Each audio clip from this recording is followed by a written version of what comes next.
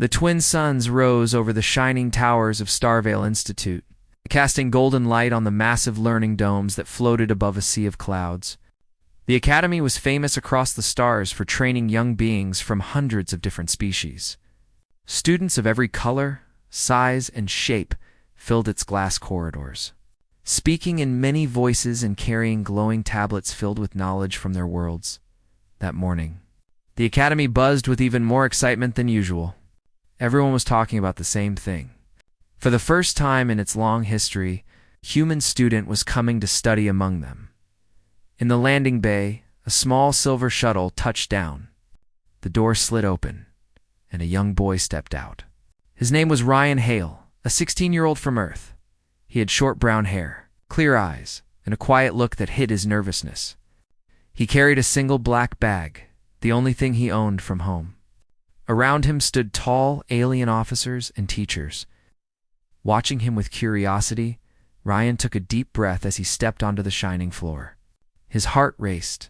This was not just a school to him. It was a chance to prove that humans could stand equal among the stars. Back on Earth, he had heard stories of how humanity was considered wild, emotional, and too unpredictable to fit in with other races. Now, he had to show them something different. A tall, blue-skinned woman in a white robe approached. She had long silver hair and gentle eyes that glowed faintly. "Welcome, Ryan of Earth," she said in a soft musical tone. "I am Professor Naylan, your mentor here. You must be proud. Few humans ever come this far." Ryan bowed slightly. "Thank you, Professor. I'll do my best," she nodded with a kind smile. "You will find the first few days strange, but that is how all learning begins. Follow me. Your first class awaits." They walked through bright halls filled with alien students. Some had wings, others floated slightly above the ground. Some had transparent skin showing glowing veins of light. Every pair of eyes turned toward Ryan as he passed. Whispers followed him everywhere. "Is that the human? He looks so small." Ryan tried not to listen. He kept his eyes forward, pretending he didn't notice. Inside, he felt his stomach twist. He had known this would happen. But knowing and feeling it were two very different things. At last, they reached the classroom. The door opened with a soft hum, revealing a wide room filled with floating chairs and round desks that glowed with gentle blue light.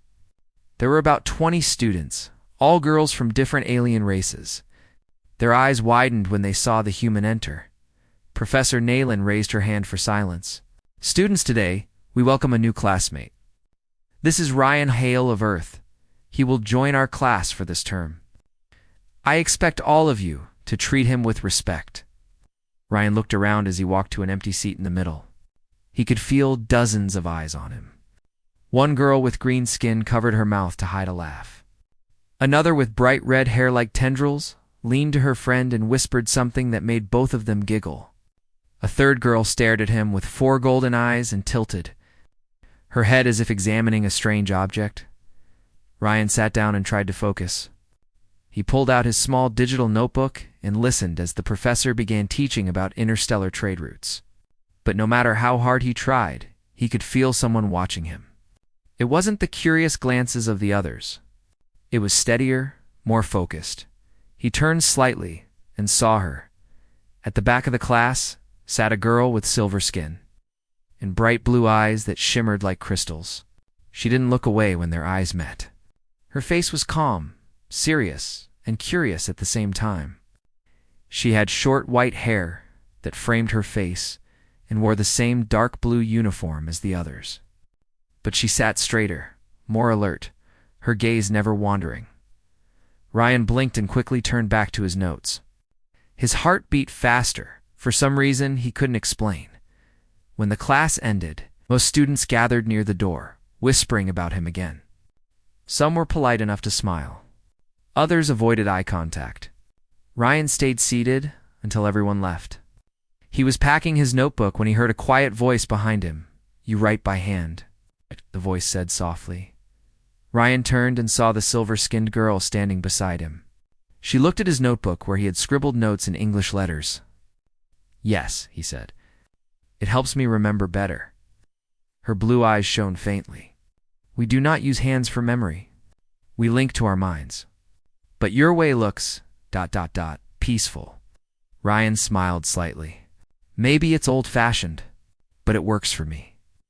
She nodded and studied him for another second before turning to leave. Welcome to Starvale, human, she said before walking out the door. Ryan stood there for a moment, surprised. She hadn't laughed, mocked, or asked silly questions. She just looked curious, almost thoughtful. That night, Ryan sat in his small dorm room, looking out the window at the glowing planet below. The stars outside looked closer than ever. He remembered her voice and the way she had looked at his handwriting. He didn't even know her name yet, but he couldn't forget those crystal blue eyes. The next morning, Ryan walked into the cafeteria. The hall was filled with food pods and trays carrying dishes from hundreds of species. He picked something simple that looked like bread, though it glowed faintly. As he searched for a seat, he heard laughter from a nearby table. "Human, come here," called a tall, red-skinned girl. "Tell us, do you really eat animals from your own world?" Ryan froze. The other girls at her table laughed again. He didn't answer and walked away, sitting at an empty table. The laughter followed him for a few seconds, then stopped. Moments later, a tray slid across the table beside his. It was the same silver-skinned girl from class. She sat down quietly without asking. Ryan looked at her, surprised. "You do not like noise," she said while taking a sip of a glowing blue drink. Ryan shook his head. "Not really.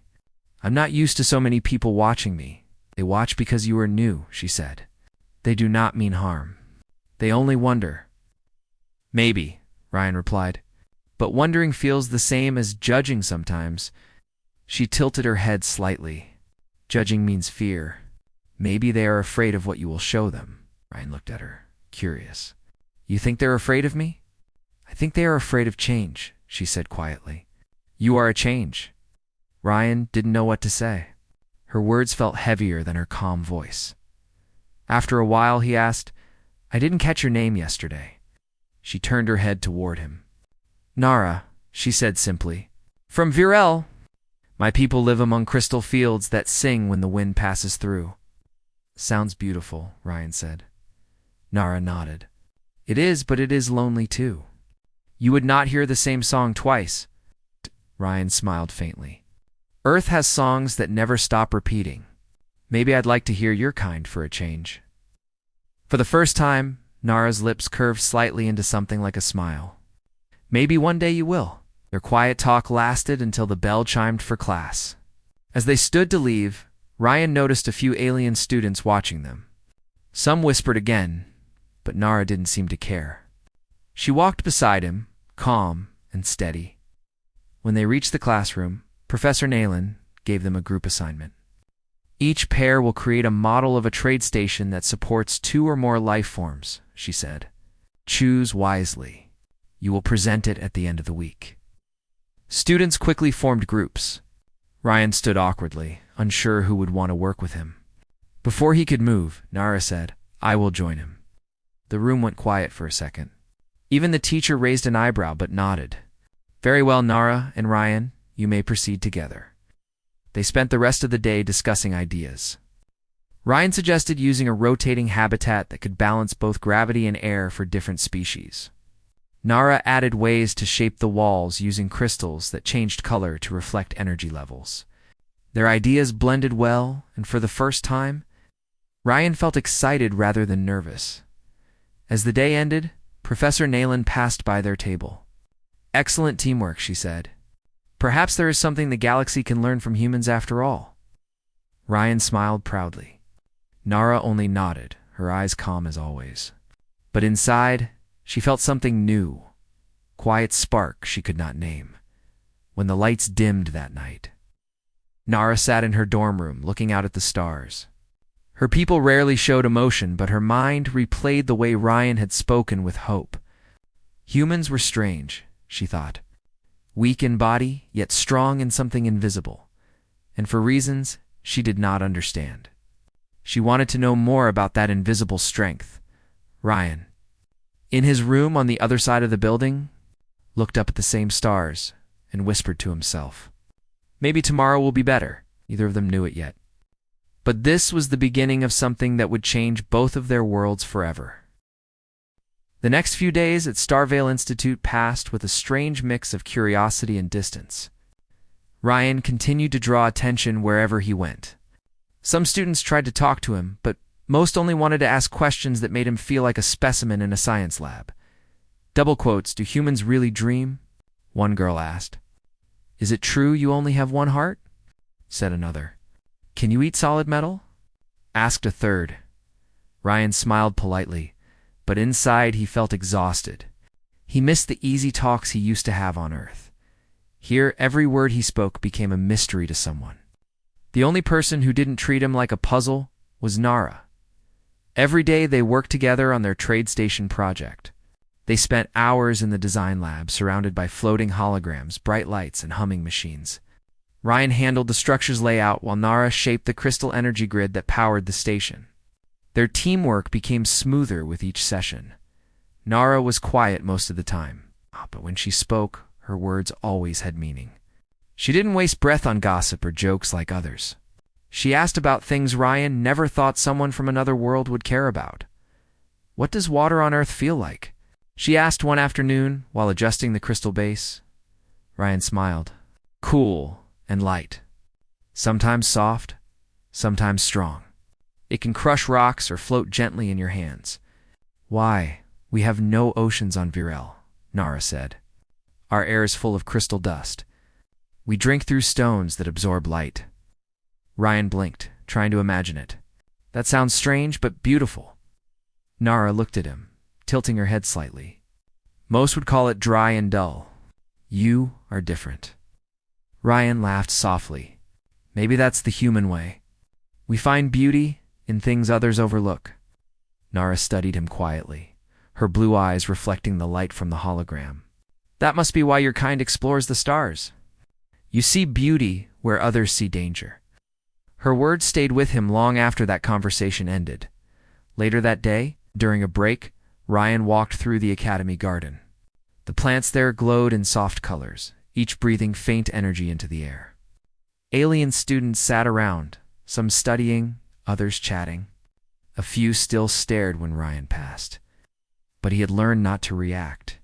He sat on a bench beneath a tall silver tree that sang softly when the wind passed through. Its sound reminded him of the music of Earth. As he sat there, he noticed Nara walking across the path, carrying a glowing tablet. She looked focused, but when she saw him, she paused and came closer. "You sit alone often," she said. Ryan smiled. "Old habit. Helps me think. Humans think better when alone." She asked.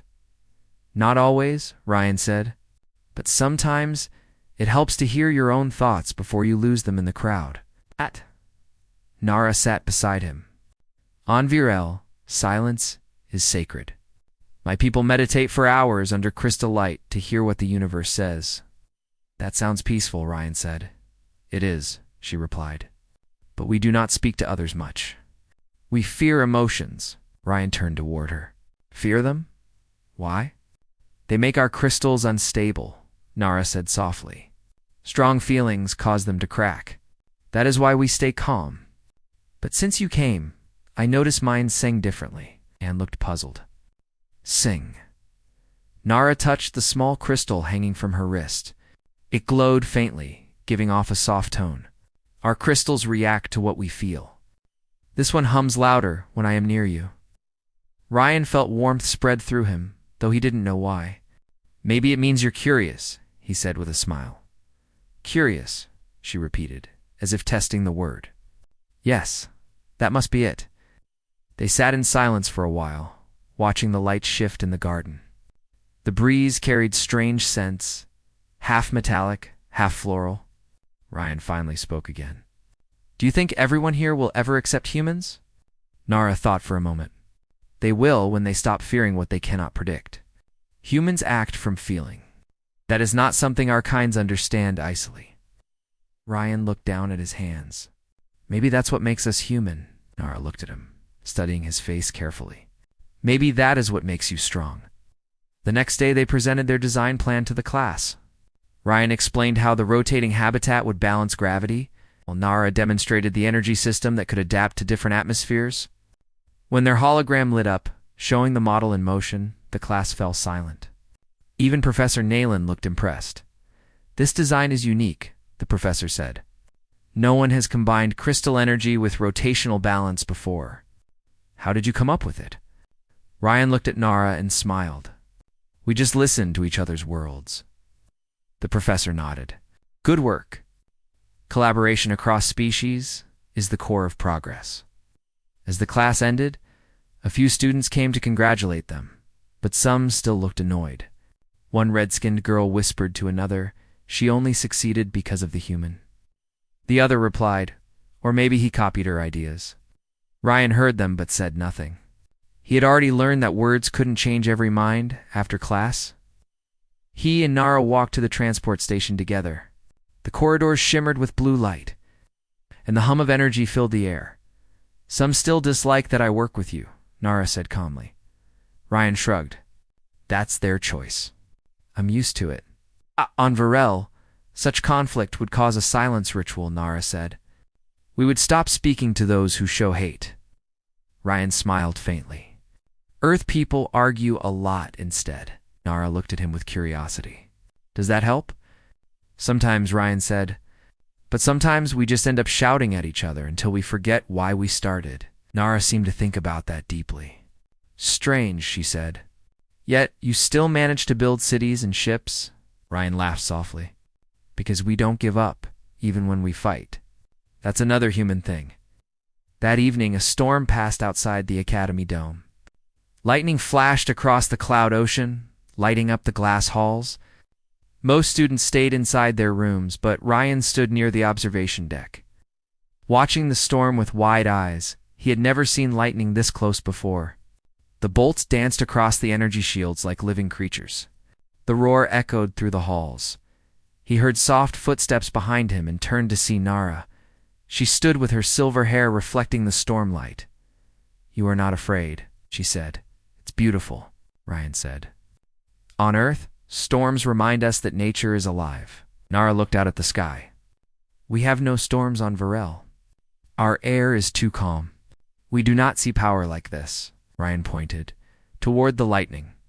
"It's scary sometimes, but it reminds us that we are small compared to the universe."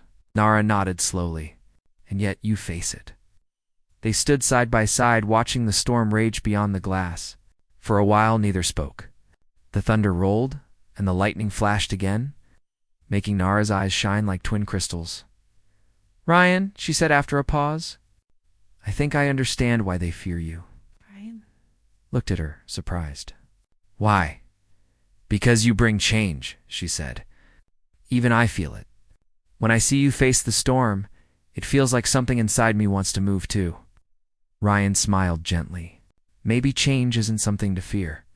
Maybe it's something that helps us grow." Nara looked at him for a long moment. "On my world, growth means breaking the crystal to make it shine brighter. Maybe humans do the same thing with hearts." Ryan laughed quietly. "Maybe we do." The storm lasted another hour before fading into calm light. When it ended, the air outside glowed soft and clear. Nara turned to leave but paused at the door. "Thank you for showing me the storm," she said. "It sang differently than any crystal I have known." Ryan smiled. "Thank you for listening to it with me." After she left, Ryan sat down near the glass wall, thinking about everything that had happened. He had come here to learn about aliens, but he was beginning to realize he was also teaching them something in return. The next morning, Ryan walked into class early. The holograms were still off, and the room was quiet. He sat and opened his notebook. A few minutes later, Nara entered. She looked around and then walked straight to him. "Ryan," she said, "I told my people about our project. They want to study your design. They believe it may help combine our energy systems with human technology." "Hey." Ryan's eyes widened. "Really?" She nodded. "They are impressed. They think you have something they cannot create." "Hey." Ryan smiled proudly. "That's amazing." Nara looked thoughtful. "They asked what made you think of it. I told them, you imagine first, then build later." Ryan laughed lightly. That's the human way. Imagination, Nara said slowly, repeating the word. It is strange. We see what is real. You see what could be. Ryan looked at her kindly. That's why we explore. We don't wait for the universe to come to us. Nara looked into his eyes for a long time. That is why I keep watching you. You remind me that the universe is not finished yet. Ryan felt a small rush of warmth in his chest, but he didn't say anything. He simply smiled. From that day on, their friendship grew stronger. They shared ideas, laughed softly at mistakes, and even stayed late in the lab to test new models. The class began to see their teamwork as something more than strange, became inspiring. Some students even started asking Ryan for help. For the first time since arriving, Ryan no longer felt alone. And deep down, Nara felt something she had never felt before. Curiosity had turned into a quiet bond. Neither of them could explain it. But both knew something new had begun between them. Something that might one day change not only their lives, but the way two entire worlds saw each other. The morning air in Storyville Institute was filled with tension. Holographic boards glowed along the corridors, announcing an unexpected event. Every student from the upper classes was gathered in the central hall, murmuring with curiosity. Today, a group of visiting cadets from a neighboring star system would test the students in a simulated challenge. Professor Nayland addressed the hall. Today's exercise will be a demonstration of teamwork, strategy, and creativity. You will be assigned to groups to compete against our visiting cadets. Remember, the goal is to think, plan, and work together. Do not underestimate any opponent. This is a test of minds as much as skill. Ryan stood at the back of the crowd, feeling his heart beat faster. He had trained, studied, and observed. But he had never faced real competition with alien students who were trained in advanced tactics. He felt the eyes of his classmates on him. Some seemed curious, some doubtful, and some openly skeptical. He spotted Nara near the front, her calm blue eyes scanning the room. Her presence made him feel steadier. She had always been quiet and observant, and now she looked focused. Ready to act when the time came. The cadets arrived, a group of alien warriors with sleek armor and glowing eyes. Their reputation preceded them. They were fast, clever, and undefeated in previous matches. The academy students were instructed to form teams of 2. Most of the alien girls hesitated when Ryan approached. I'm sure if they wanted to pair with a human, Nara stepped forward before anyone else could react. I will work with him, she said simply. There was a ripple of surprise through the room. Whispers filled the hall. Professor Nayland nodded approvingly. Very well. Nara and Ryan, you will be one team. Ryan felt a mixture of relief and nervousness. He had no idea if he could match Nara's abilities, let alone the cadets. But he trusted her judgment. The simulation arena was massive. Holographic terrain stretched as far as the eye could see, representing a hostile alien world filled with valleys, floating rocks, and energy streams. The visiting cadets entered first, moving with precision. When Ryan stepped into the arena, he noticed their speed and coordination. It was intimidating. The challenge was explained. Each team had to capture a floating energy core and bring it back to their base without being intercepted by the cadets. The cadets were skilled. Their speed would make it nearly impossible for most students. The moment the simulation began, Ryan froze for a fraction of a second. Nara's hand brushed his shoulder. Focus, she whispered. Observe first, then act. Ryan nodded and scanned the arena. He noticed the cadets moving in predictable patterns. They were strong and fast, but their actions were based on routine. Humans, he thought, could use unpredictability as a weapon. He whispered a plan to Nara. We'll split paths. I'll take the high ground and draw them away. You go for the core on the lower ridge. Nara studied him for a moment. It is risky, she said. That's the point, Ryan replied. They will expect caution. We will use surprise instead. She nodded once, and they moved. Ryan ran toward a set of floating rocks above the cadets' main path. He leaped, twisting midair to land behind them, making them turn in surprise. Nara sprinted along the lower ridge, her movements precise and controlled. The cadets reacted quickly, but Ryan's diversion worked. He used holographic decoys to confuse them, giving Nara the chance to grab the energy core. He could hear her calm breathing over the communicator. Got it? Heading back, Ryan ran to intercept the cadets pursuing her. Using rapid human-style maneuvers, he dodged attacks and created barriers with holographic shields. The cadets tried to predict his movements, but he changed direction constantly. Moving in ways their training did not account for, Nara returned safely, her path clear, because Ryan's strategy had worked. She handed the energy core to the base and then turned to help him, creating a synchronized rhythm. Together, they moved with unexpected efficiency. The cadets, skilled though they were, could not adjust fast enough. Within minutes, the match ended. The holographic terrain faded, and the scoreboard showed their victory. The room erupted in applause, some astonished and some reluctant.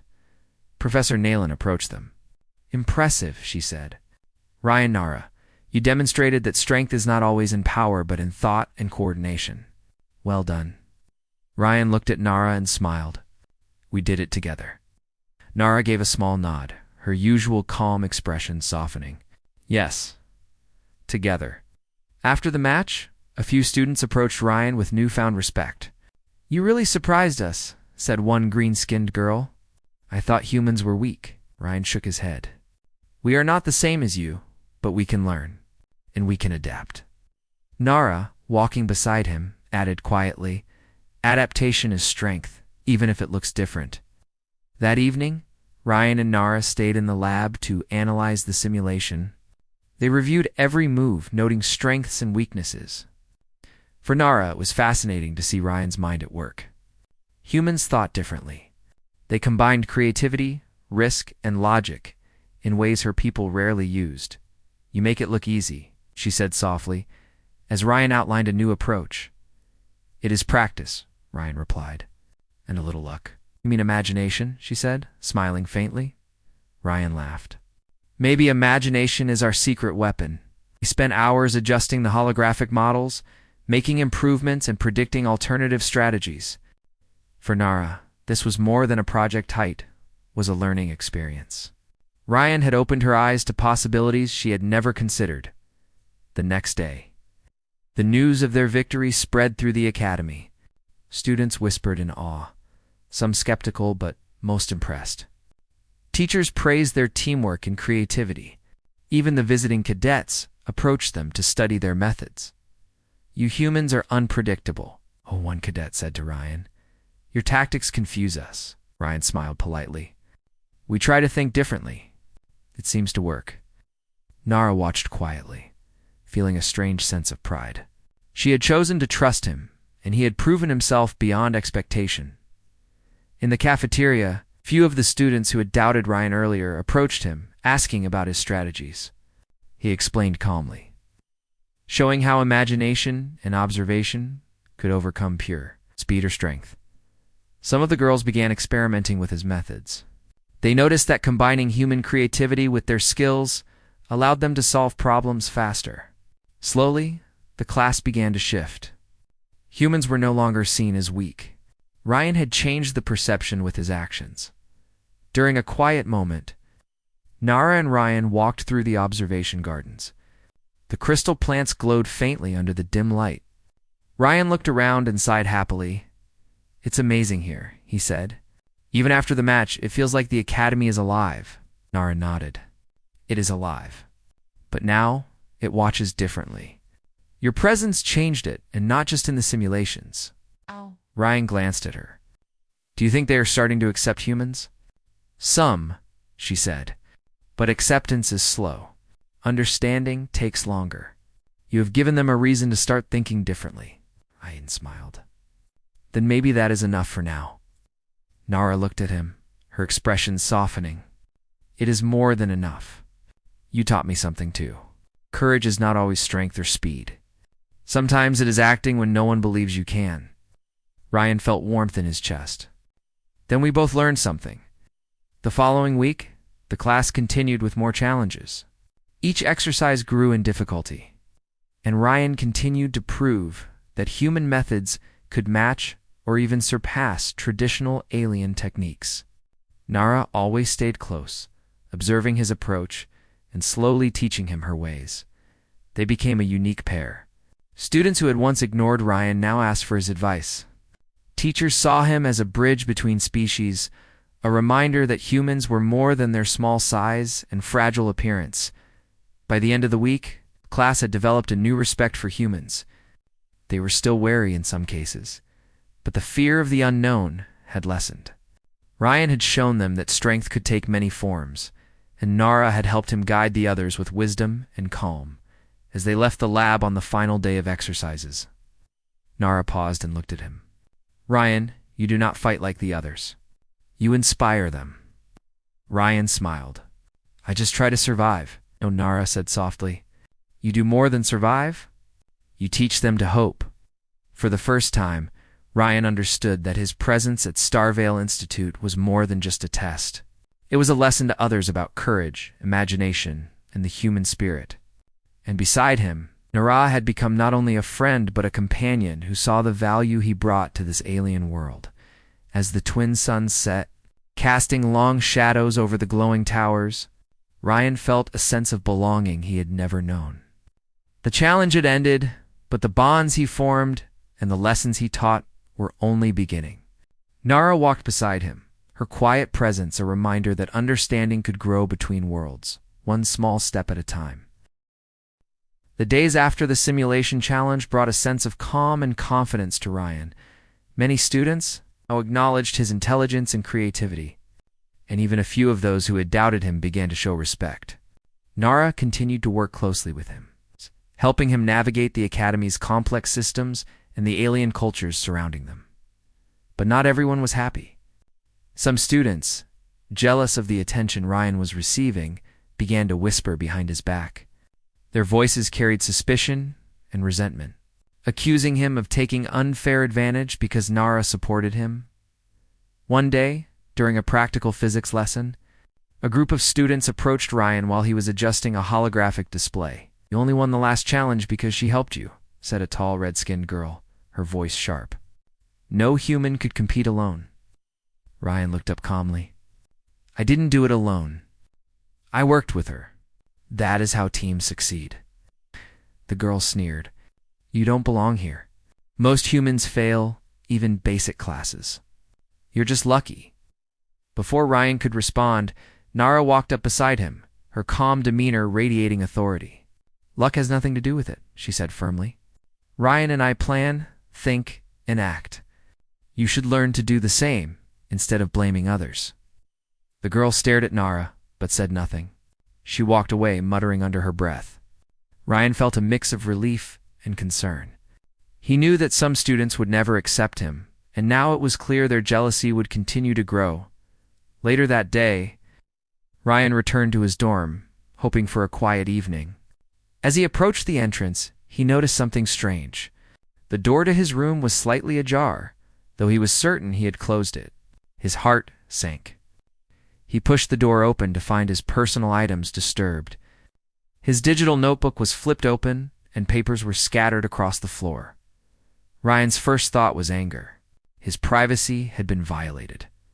But then a wave of sadness hit him. Being different in a new world was already hard.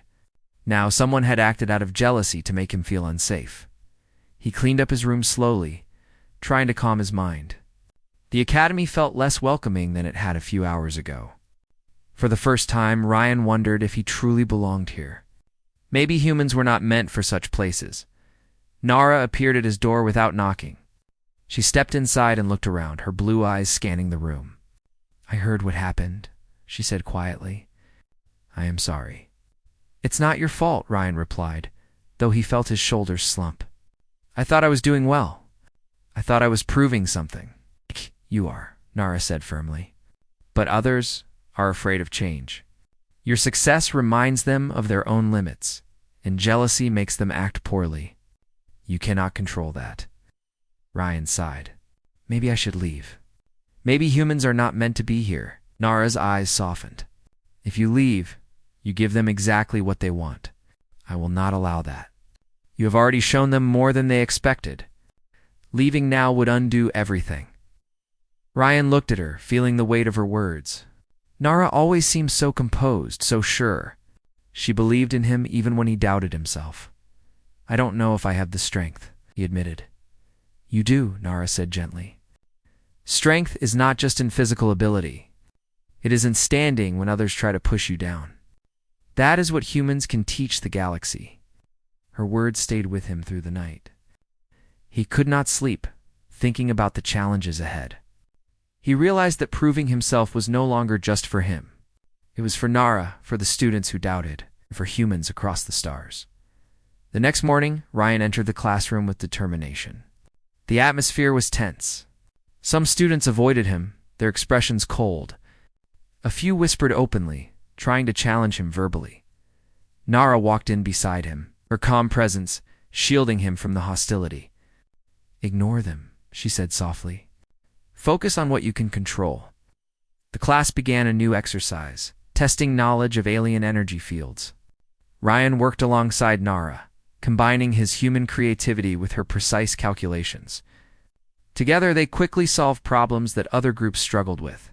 Their success was evident, and despite the whispers, admiration began to outweigh jealousy in some faces.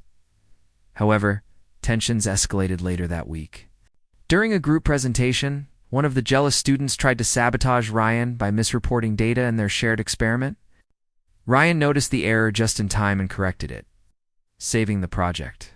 Nara looked at him, her eyes filled with quiet admiration. You are calm, even under pressure, she said. Ryan smiled faintly. I learned that mistakes happen. It is how you respond that matters. After class, the tension reached its peak. Ryan found a note slipped under his dorm door. It read, You don't belong here. Leave before it's too late. He felt a mixture of fear and resolve. This was more than jealousy. It was a warning. Ryan considered leaving the academy, returning to Earth where life was simpler and predictable. But as he thought of Nara and the students who had begun to respect him, he realized that leaving would mean giving up. Nara arrived shortly after he read the note. She had found him pacing the dorm corridor. Did something happen? She asked. Ryan handed her the note. She read it, her expression calm but serious. This is a test, Ryan, she said. Not of skill, but of courage. You have a choice. You can let fear control you, or you can face it and show the value of humanity. Ryan clenched his fists. I feel so small here. They are so different from me. Maybe I am not meant to be part of this world. Nara stepped closer. You are meant to be here. You just do not realize it yet. You are more than your appearance. Humans have something others do not. Hope, imagination, and courage. That is why they fear you. Ryan looked at her and felt a surge of determination. Nara believed in him. If he could not stand for himself, how could he stand for humanity? The following day, Ryan walked into the central hall, where the students who had doubted him gathered. He spoke clearly, his voice calm but firm. I came here to learn. I came here to understand your worlds and to share mine. I am not here to compete unfairly or to take attention. I am here to grow, and I will not leave because some cannot accept change. A hush fell over the hall. Some students stared, surprised by his confidence. Even those who had tried to intimidate him paused. Nara stood beside him silently, her presence giving him strength. Humans may be small in size, she said, but they carry a power that is invisible. It is a power that comes from belief, imagination, and action. Ryan shows that power every day. The hall remained quiet, but respect slowly replaced doubt in many eyes. Ryan felt a warmth spread through him. He had faced the threat, the jealousy, and the fear, and he had not backed down. Later, in the academy gardens, Nara and Ryan walked together. The crystal trees glowed softly in the evening light. Ryan turned to her. I almost left, he admitted. The note, the threats. It made me doubt myself. Nara looked at him with her calm, clear eyes. Doubt is natural, but courage is choosing to act even when you doubt. You chose courage. That is why you are here. Ryan smiled faintly. I feel stronger when you believe in me. You do not need my belief, Nara said softly. You carry it yourself. I only remind you of what is already inside. For the first time since arriving, Ryan felt truly at home in the academy. The jealousy, the doubts, and the fear had tested him. But he had learned that true strength was not just intelligence or skill. It was courage, resilience, and the ability to inspire others. Over the next few weeks, Ryan's confidence grew. He continued to excel in classes, impressing teachers and classmates alike. Nara remained by his side, guiding him and learning from him in turn. The bond between them deepened, quiet but powerful, built on trust, understanding, and shared experiences. Ryan realized that the academy had given him more than knowledge. It had given him a place where his humanity could shine, even among alien students. His ideas mattered, his courage mattered, and his presence mattered. The challenges were far from over, but Ryan knew that with Nara and the lessons he had learned, he could face whatever the academy or the galaxy threw at him. For the first time, he understood that being different was not a weakness. It was a strength, and as he walked through the glowing corridors of Starvale Institute, with Nara at his side, he felt ready to prove that humanity had a place among the stars. The day of the festival had finally arrived at Zyra Academy. The entire campus was alive with colors that seemed to glow from the alien plants and structures. Students from every world had gathered, showing off their abilities, inventions, and talents. Rin walked through the corridors with a mix of excitement and nervousness. He could feel the eyes of the other students on him, some curious, some admiring, and a few still doubting. He took a deep breath and reminded himself of how far he had come. He was no longer just the human boy who struggled to keep up. He had learned, grown, and even taught others some things they had never imagined. Mira was waiting near the main stage. Her luminous blue eyes shifted in colors, reflecting her excitement and pride. She had spent hours preparing with Rin, helping him refine his project. Though she had powers far beyond Rin's, she had chosen to step back during his demonstrations, letting his ideas shine. She wanted the world to see his courage and creativity. Aaron approached Mira with a shy smile. I hope everything goes well, he said. Myra smiled warmly. It will. I know you can do it. Just trust yourself. Rin nodded, feeling a surge of confidence from her words. He had learned to rely not just on skills or powers, but on his mind, his courage, and his determination. The festival began with a series of demonstrations. Aliens floated through the air, creating beautiful displays of light and energy. Some showed advanced technology, while others displayed incredible physical abilities. Rin watched, impressed by their talents, but he did not feel small anymore. He knew that what he brought to the table was different, but it was just as important. Finally, it was Rin's turn. He carried a device he had spent weeks designing. A combination of human ingenuity and small alien enhancements Myra had taught him. The device was designed to harness energy from the environment and create a pattern that could communicate messages without words. It was simple for humans to use, but had an effect that amazed everyone. I set the device on the platform and pressed a small lever. Light spread across the area in a dance of colors, forming shapes and symbols that glowed in the alien night. The shapes moved and interacted with the audience, forming a story that showed cooperation, courage, and friendship. The students and teachers watched in silence at first, and then applause and cheers erupted. They had never seen a human create something so clever using a combination of human logic and alien ideas. Mira's eyes shone brightly as she clapped the loudest. She felt proud, not just of the device, but of Rin himself.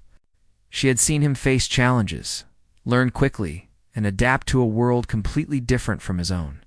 She knew that his heart and mind were what made him special. And now the entire academy could see it too. After Rin finished, other students came forward to congratulate him.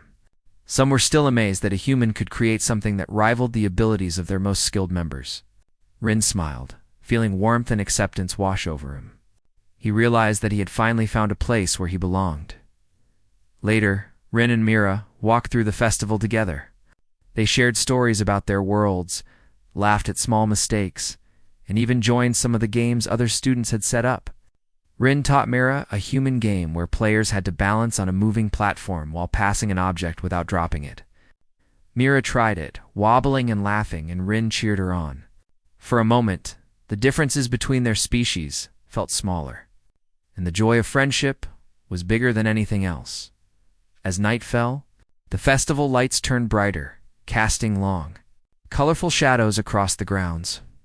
Students gathered around the central stage for the final ceremony, where awards for creativity, courage, and cooperation were given. Rin felt nervous again, unsure if he would receive recognition. Mira held his hand gently, giving him quiet encouragement. The headmaster, a tall alien with silver skin and glowing eyes, stepped onto the stage. This year, the headmaster announced, we have seen incredible talents from every student. But one student has shown that courage, clever thinking, and determination can overcome even the greatest differences. This student has not only created something unique, but has reminded us all that even the smallest voice can be heard and make a difference. Rin's heart raced as he heard the applause growing louder. The headmaster continued, the award for outstanding creativity and courage goes to Rin, the human boy. Rin stepped forward, a mix of shock and joy on his face. Mira squeezed his hand and smiled, proud of him beyond words. He accepted the award and looked at the crowd. For the first time, he did not feel out of place. He felt strong, respected, and appreciated. The students cheered, and Rin realized that being human was not a weakness. Here it was a strength, because it came with a mind that could think differently, solve problems creatively, and inspire others. After the ceremony, Rin and Mira stayed together near the glowing alien trees. The festival was still alive around them, but they felt a quiet moment just for themselves. Mira looked at Rin and said, I knew from the start that you were different, but now I see that you are special in a way that no one else could ever be. Rin smiled, feeling a warmth he had never felt before. I could not have done it without your help, he said. Mira shook her head. No, you did it yourself. I only showed you the way. The courage and cleverness came from you. They sat together under the glowing sky, talking about their future at Zyra Academy and the adventures they could have. Rin realized that he was not alone anymore. He had friends, mentors, and even a special bond with Myra that made him feel safe and confident. As the festival lights dimmed and the stars of the alien sky appeared, Rin looked around at the students celebrating, laughing, and sharing their talents. He thought about how different this world had seemed when he first arrived, and how much he had grown since then. He knew that the challenges were not over, but he also knew that he could face them. He was human, but that did not mean he was weak. It meant he had the power to think, to try, and to inspire. Mira leaned closer and whispered, You have changed this school, Rin, and maybe you have changed me too. Rin smiled. Then we will keep changing things together, he replied. The festival ended with a spectacular display of lights and energy, a celebration of all the worlds coming together. Rin and Mira watched the display, feeling a sense of peace and happiness. They knew that they had started a new chapter not just for themselves, but for everyone at Zyra Academy. Rin looked at Mira one last time that night, his heart full of hope. He realized that being different was not a curse. It was a gift. He was part of a world that was bigger and brighter than he had ever imagined. And he knew that as long as he stayed brave, curious, and clever, he could face anything. The night ended with laughter, music, and the quiet promise of more adventures. Rin and Mira walked back to their dormitory side by side, ready to face whatever challenges the future held. Together, they had learned that courage, kindness, and intelligence could cross any difference, and that even a human boy could make a mark in a galaxy full of wonders. Rin smiled at the stars. Feeling a sense of belonging he had never known before, Mira looked at him, her eyes glowing softly in admiration. And as they walked into the dormitory, the academy around them felt a little brighter, a little more hopeful, and a little more united. Rin knew that his journey was only beginning, but for the first time, he did not feel alone. He had found his place, and with Mira and his friends. He knew that he could create a future full of courage, discovery, and endless possibilities.